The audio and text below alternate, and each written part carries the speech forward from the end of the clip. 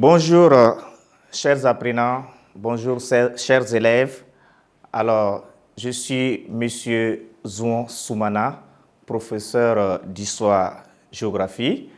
Je l'ai dit, c'est notre deuxième séance en histoire pour continuer alors, dans le cadre de l'école au Burkina.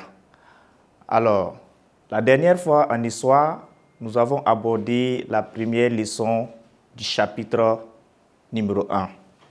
Et cette leçon était intitulée « Notion d'histoire, définition, objet et intérêt ». Alors, donc de là, on s'est posé la question « Comment définir l'histoire? Quel est l'objet de l'histoire et quel est l'intérêt de l'histoire ?» Donc, aujourd'hui, il faut vous rappeler que l'histoire, la définition, on a dit, c'est la science qui étudie le passé de l'homme. Juste pour vous rappeler. Et l'objet, c'est l'étude du passé, la reconstitution des faits passés. C'est ça l'objet. Donc le passé même à explorer qui est l'objet de l'histoire, l'objet d'étude de l'histoire.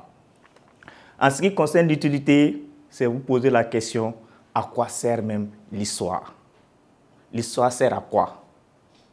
Si l'histoire ne sert à rien, autant on ramasse les bagages, on part à la maison, on s'assoit. On ne fait rien. Alors l'histoire sert à beaucoup de choses. L'histoire, c'est d'abord pour que nous identifions, nous connaissons notre identité culturelle, nous ayons une conscience historique. Et on se réfère à des illustres personnes qui ne sont plus de ce monde, puisqu'on dit que l'histoire, c'est la constitution, donc par les vivants, de la vie des morts. Ceux qui ne sont plus là, et nous voulons connaître comment ils ont vécu. Ceux qui ont vécu utile, on veut suivre les pas. Ceux qui ont vécu mal, on veut éviter de faire les erreurs du passé. C'est très important. Alors, mais comment l'historien va s'y prendre pour reconstituer les faits passés? L'historien, il fait comment pour reconstituer les faits passés, qui reconstituent les événements passés? Donc, pour cela, l'historien est obligé de faire recours à ce qu'on appelle en histoire les sources de l'histoire. Le passé regorge d'informations utiles. Mais comment interroger, comment aller chercher ces informations pour pouvoir dire que c'est ça qui est la vérité sur les événements qui se sont passés? Voilà toute la problématique de l'histoire, de l'étude de l'histoire. Donc, c'est pourquoi notre leçon d'aujourd'hui est intitulée « Les sources de l'histoire ». Donc, ce sont ces sources-là qui vont permettre à l'historien de reconstituer n'importe quel événement passé.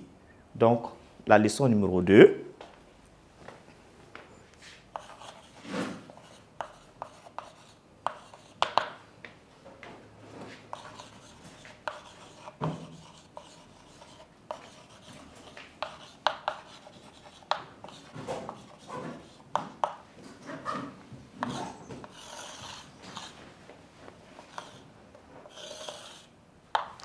Les sources de l'histoire. Donc,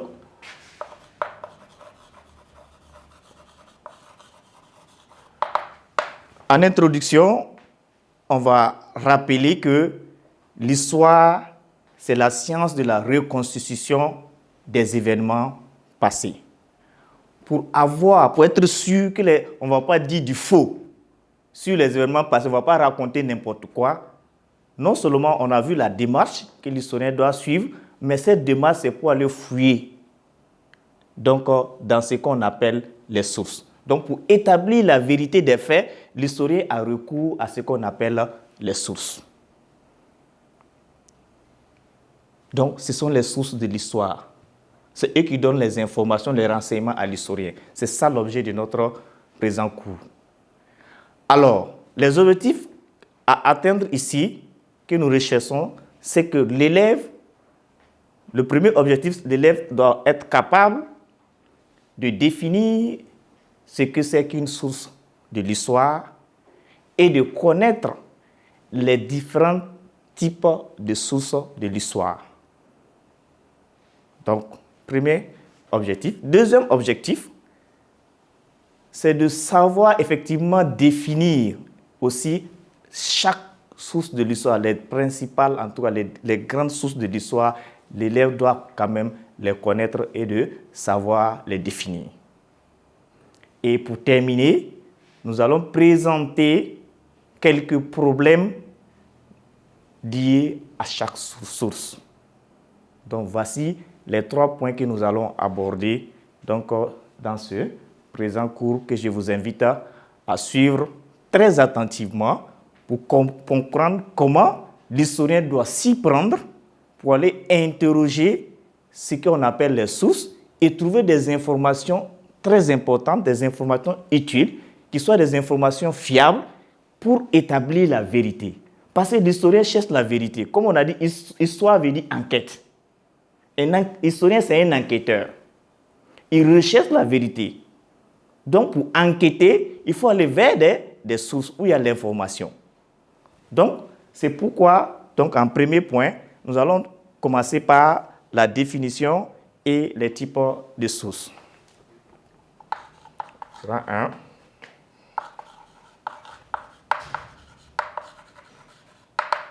Définition et type de sources de l'histoire.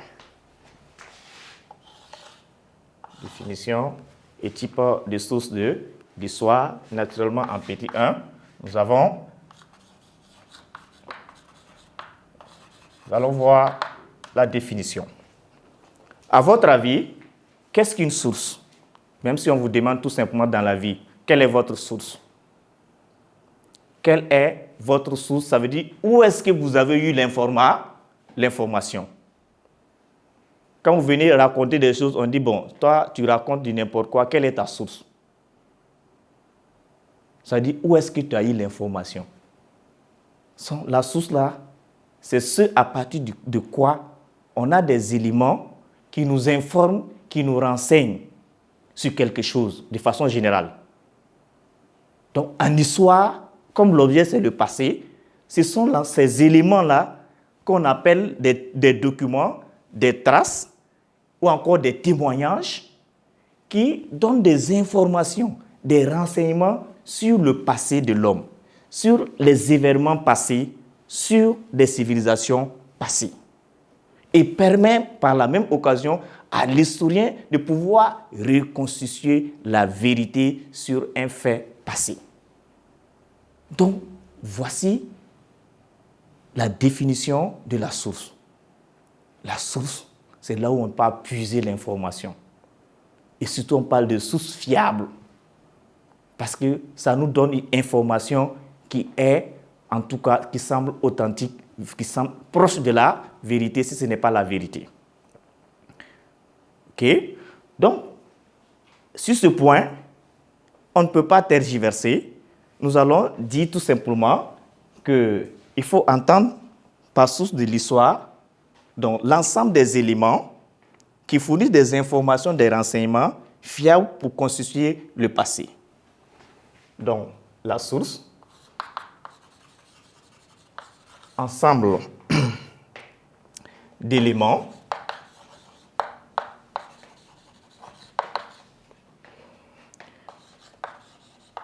qui fournissent, qui donnent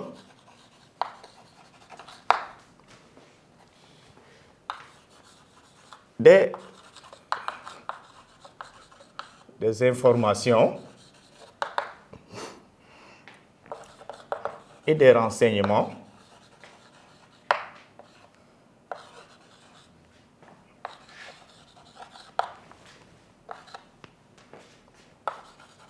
sur le passé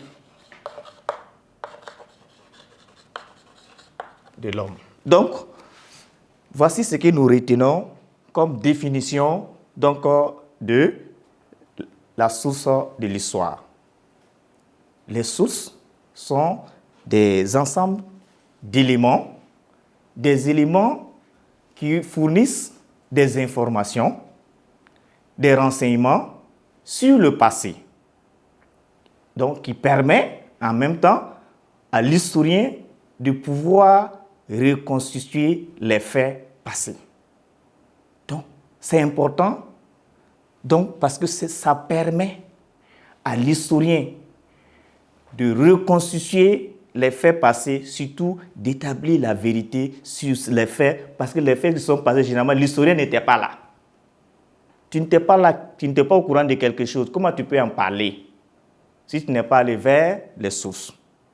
Donc, c'est cette définition que nous retenons des sources. Et quand on parle de sources, on parle de traces laissées par les premiers hommes. Les premiers hommes, quand ils ont vécu, ils n'ont pas vécu sans laisser de traces. On parle de documents qui nous donnent des informations, documents de plusieurs natures, des témoignages, peut-être des témoignages verbaux, oraux, donc par la parole. Donc c'est pourquoi il existe une multitude, il existe plusieurs types de sources. Il existe plusieurs types de sources que nous allons effectivement voir en petit 2, les types de sources.